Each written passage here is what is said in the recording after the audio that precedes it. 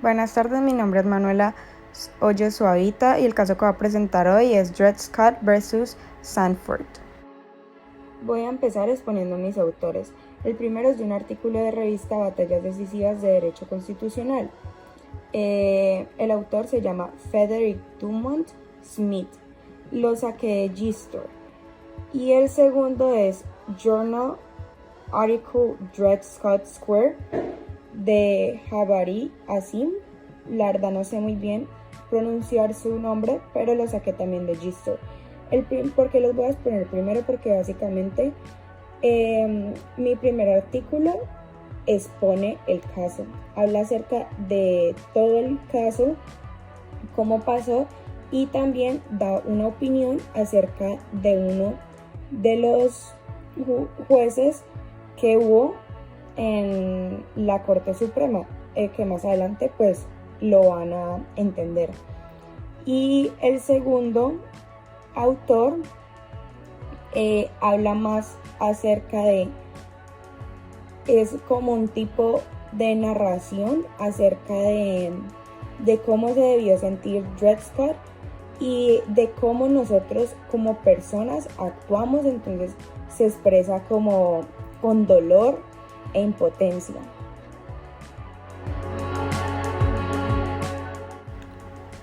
Voy a exponer el personaje básicamente principal. Su nombre es Dred Scott.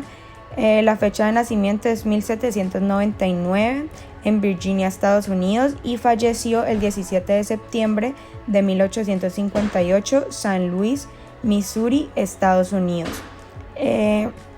Su cónyuge era Harriet Robinson Scott. Él era un esclavo en aquella época. Como dije anteriormente, Dred Scott era un esclavo en los Estados Unidos. Él era esclavo de un señor que se llamaba Dr. Emerson, que era un médico para el ejército. Este señor viajaba demasiado y se lo llevaba con él. En una de sus viajes se lo llevó a Illinois, el cual era un estado libre de esclavitud, y luego a Wisconsin, que también era un estado libre de esclavitud. Ellos principalmente vivían en Missouri, que no era un estado libre y era básicamente legal la esclavitud. Además de que el autor Frederick nos explica todo esto, lo que les estoy contando, también mi segundo autor, Jabari Asim, dice, en una parte de su lectura, explica básicamente este pedazo, pero en unas palabras como más poéticas. Dice, crucé el corazón de esta civilización pálida, de un estado esclavo a un territorio libre, de bestia a hombre y viceversa otra vez. Lo que quiere decir el autor básicamente es como Dred Scott se podía sentir al ver de que vivía como un animal en un lugar y luego pasaba a ser un hombre en un territorio libre donde había viajado con su dueño, y luego otra vez volvía a ser el animal de su dueño. Frederick también nos cuenta esta parte que dice que cuando murió el doctor Sanford quedó pues su esposa, y el 8 de abril, después de tanto Dred trabajar tan duro, el 8 de abril de 1846, él trató de comprarle a la señora Sanford la libertad, pero ella se negó. Entonces lo que hizo Dred Scott fue decirle que él iba a demandar por su libertad junto a su esposa e hijos, porque ellos ya habían vivido antes en un estado libre, el cual había sido Wisconsin y Illinois, y además de que sus hijos habían nacido en un estado libre. Todo esto lo hace ante el tribunal del condado, o sea, el tribunal de donde ellos vivían. En 1850 el tribunal declaró a Dred Scott un hombre libre, por lo que él había explicado. Pero la señora Sanford no se quedó con esto, ya que perdería 4 esclavos y para ella era demasiado dinero. Entonces apeló, pero ante la Corte Suprema de Missouri, donde se dictaminó que Dred Scott seguía siendo esclavo y que él debió pedir su libertad cuando estuvieron en Illinois o Wisconsin, que era un estado libre.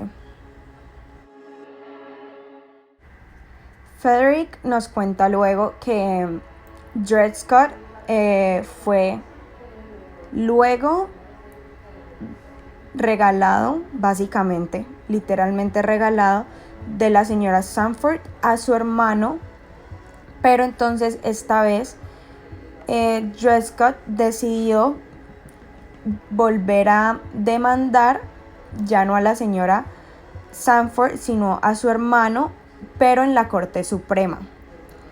Y nos cuenta que la corte, después de pasar alrededor 10 años, dictaminó que Dred Scott no era libre porque primero los afroamericanos libres o esclavos no eran ciudadanos estadounidenses, entonces no podrían demandar en una corte federal.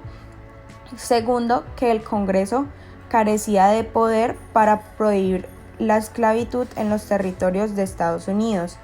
Y tercero, los derechos de los propietarios de los esclavos habían sido protegidos por la Quinta Enmienda, ya que los esclavos eran clasificados como propiedad y no como ciudadanos. Entonces, Frederick nos cuenta básicamente todo el proceso que estuvo en la Corte Suprema y nos dice que uno de los que más influyó, de los jueces que más influyó en esta corte, se llama Roger Taney, el cual dio los argumentos finales y él dice que son los más importantes básicamente de toda la sentencia. En esta parte también nuestro segundo autor, Jabbar Yassim, nos muestra inconformidad y la parte y nos dice como nos habla como si estuviera hablando Dred Scott y nos da también como una narración poética. Nos dice así: busqué consuelo en la ley y la justicia blanca ganó. Cuando los tribunales confirmaron una simple cosa, inhumana. Aquí lo que quiere decir él es esto, que ya él se fue a donde más pudo y que igual no hubo justicia, sino solo una justicia para blancos y que los blancos habían confirmado básicamente lo que ellos eran, que eran inhumanos, de animales, cosas. Bueno, ya aquí les hablo un poquito más acerca de Roger Taney, o sea, lo que el autor Frederick dijo que acerca de sus argumentos, y dice que fue conciso, claro, que lo hizo en un tono elevado, que lo hizo libre de perjuicios partidistas, con la capacidad de convencer a cualquier jurista. Entonces él dice que a pesar de que estas conclusiones que él dio acerca del caso son terribles, y en esa época más para el norte de Estados Unidos, igual en cómo las dio fue, o sea, él dice que fue muy, muy claro, y con las explicaciones y las sustentaciones que daba, convencía a cualquier jurista, así lo veamos como algo injusto.